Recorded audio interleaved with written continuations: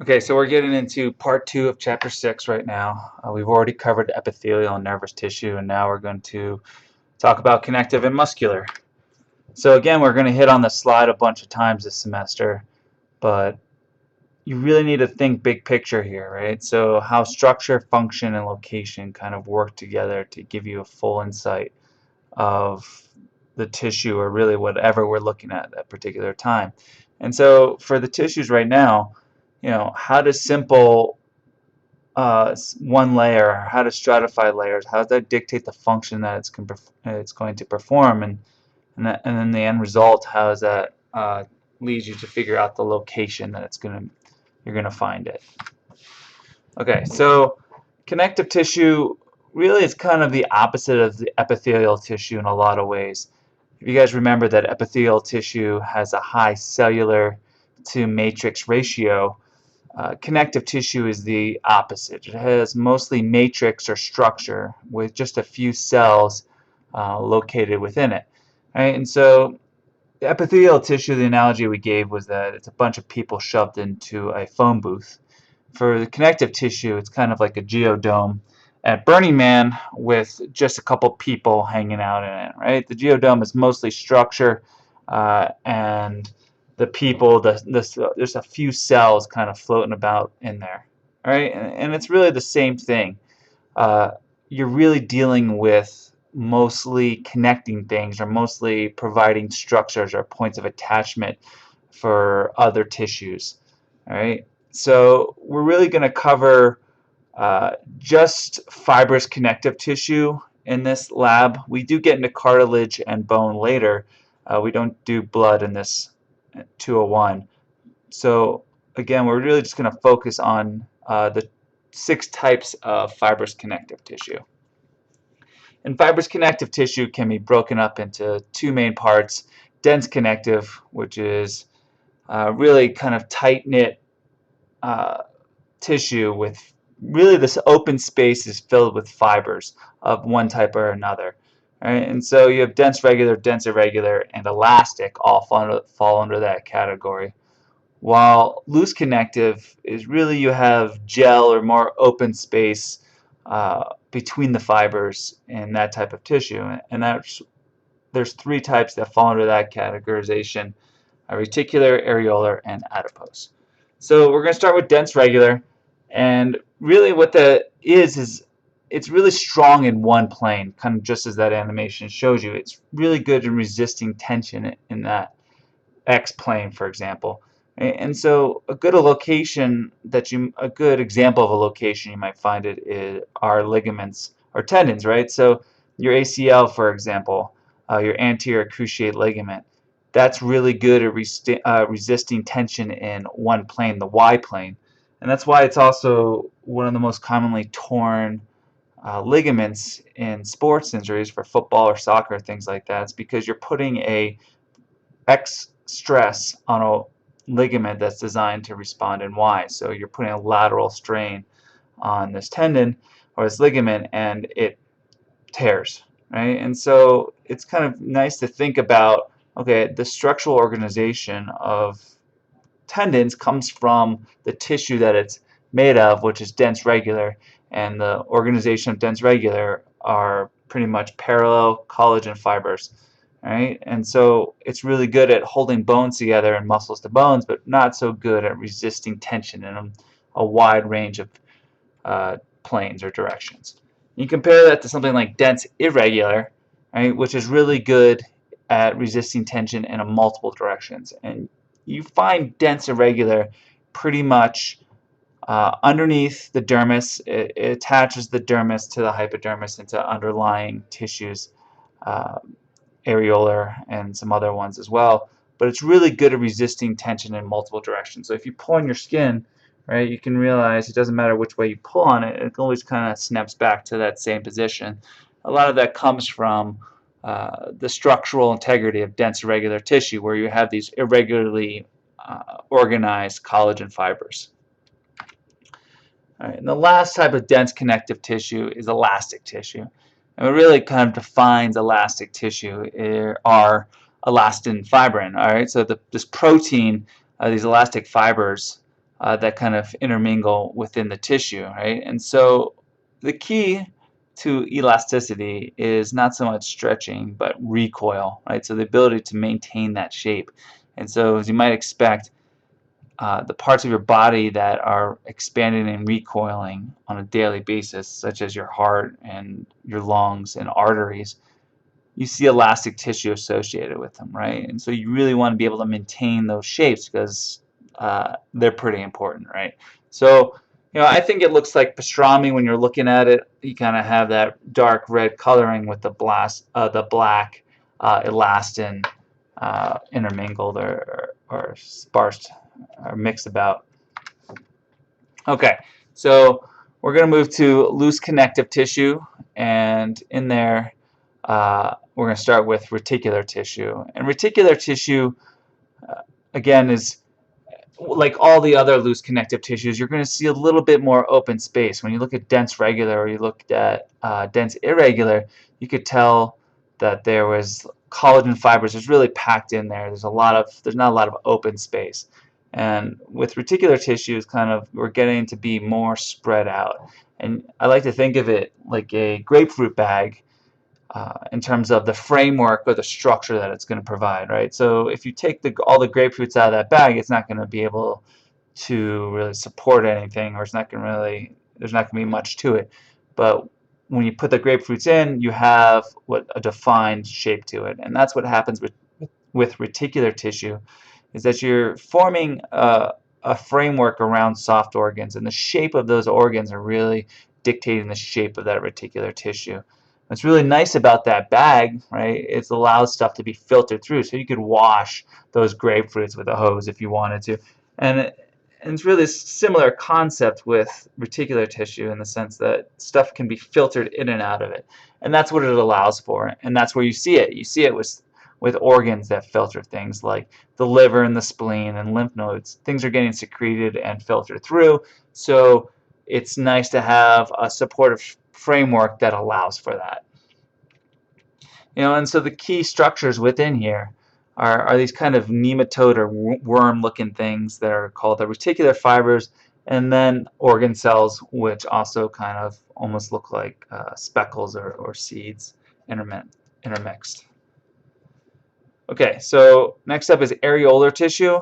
Just like the name suggests, it means open space, and there's a lot of open areas with areolar tissue, and it's you have a collagen, you have elastic fibers, you have these mast cells which kind of support the structures in a way, and really you find this all over the body. It pretty much attaches all epithelia to other structures or to lower layers, and you often find it surrounding organs.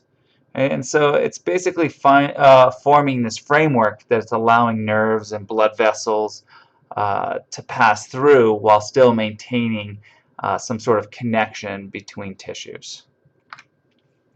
And the last type of connective tissue is adipose tissue, also fat. You're dealing with energy storage, cushioning, insulation, all these types of functions. And you find this again in all sorts of areas throughout the body, underneath the dermis, around organs, anything that's really it's hard to find a spot where it's not located within the body, right? And so the characteristics that you're looking for are these kind of wide open vacuoles, and they used to be filled with some substance, but the slide prep, when they cut it open, all that stuff kind of leaks away, and all you're left is with this big open space with this nucleus that kind of looks like a watermelon seed pushed all the way to the side. All right, so far we've talked about epithelial, we talked about nervous, and we talked about connective. The last tissue we're going to talk about is muscular tissue, which is detailed in table 6.3.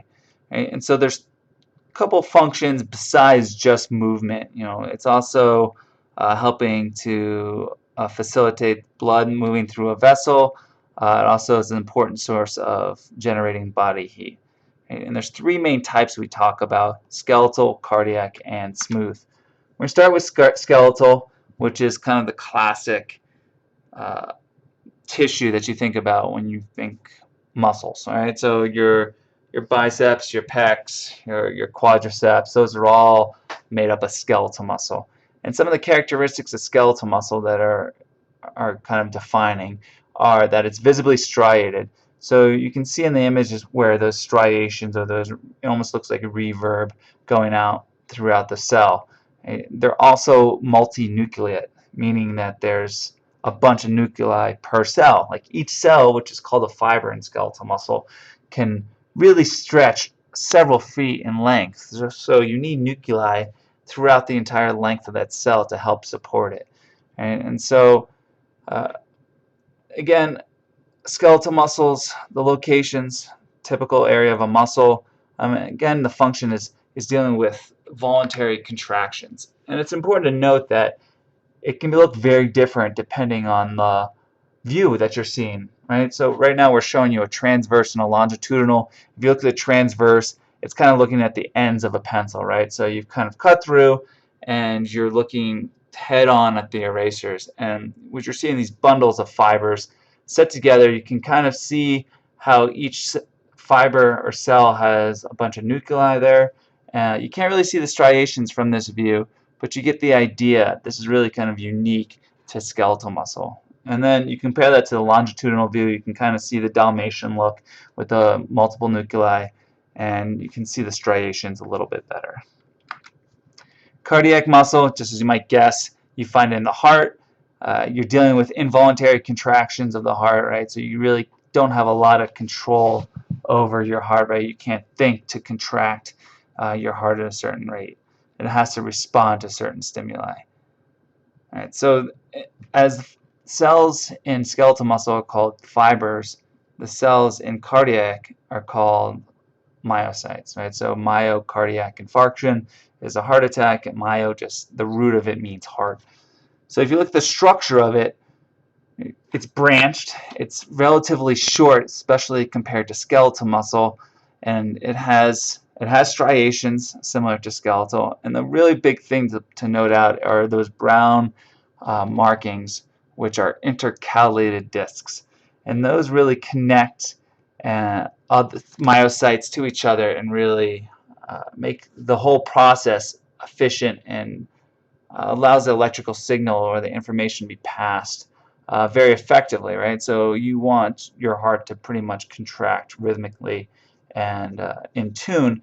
So the intercalated discs allow those cells to communicate better, right? And another thing to note is that there's only one cell per myocyte.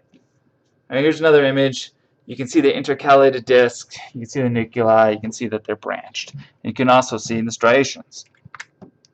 Last one we're talking about is smooth muscle, which is relatively short. It's dealing with involuntary contractions. They're spindly. There's one nuclei per cell, which are also called fibers, just like skeletal muscle in this case. And you find them in areas that you wish you had a little bit more control over sometimes, but your GI tract, arteries, and another good place to think about is in your pupil, right? So when your pupils dilate, or they, if you've been drinking too much and they do, a police officer pulls you over and they flash that light in your eye, what they're looking for is basically that involuntary muscle, that smooth muscle that's attached to your pupil, to see how it is affected. Right? So alcohol is going to suppress it, and it's going to affect that response. So it's a way that you can't control, but it's kind of an indication of drunkenness, I guess. So again, the location is going to be on the GI tract, arteries, and the pupil. You're going to be dealing with involuntary contraction, often sustained contractions such as moving food through the system, birth. And these things are pretty nondescript. They're going to be kind of that spindly shaped, one nuclei, no striations. Okay, so just to recap, let's look at, or keep in mind, the relationships between structure, function, location. It's going to make it way easier to remember this stuff of what does what. Break it down to its most basic root, the basic shape, the basic number of layers, the basic structures that are affiliated with it, and then build on that. You can usually figure out what's the best function and then where the best location would be from there. Right? And important to look at and keep in mind is that, you know, we looked at labs in lab 2 and lab 3. We kind of started thinking about how different planes or different cuts affect or why they're important. And so here's a perfect example, right? So we have a mid-sagittal cut in orange and then a parasagittal in blue. They're all parts of the egg, but the blue, the parasagittal cut, is totally missing in the nucleus. So it's important to kind of keep that in mind, that if you're looking at a slide, make sure that you peruse or cruise around that slide a little bit to really figure out what's going on. All right, and so just a couple reminders as you guys are kind of getting into drawings and staying hopefully on top of that stuff. Make sure that everything's labeled appropriately. Make sure that they're clear, that you have magnification. Make sure that you spell everything right. And make sure you do good drawings. Take your time. We definitely encourage you guys to just spend like 15-20 minutes every day drawing that. It'll just make life a lot easier. And don't be shy about cracking open that DVD and using some of the images included there.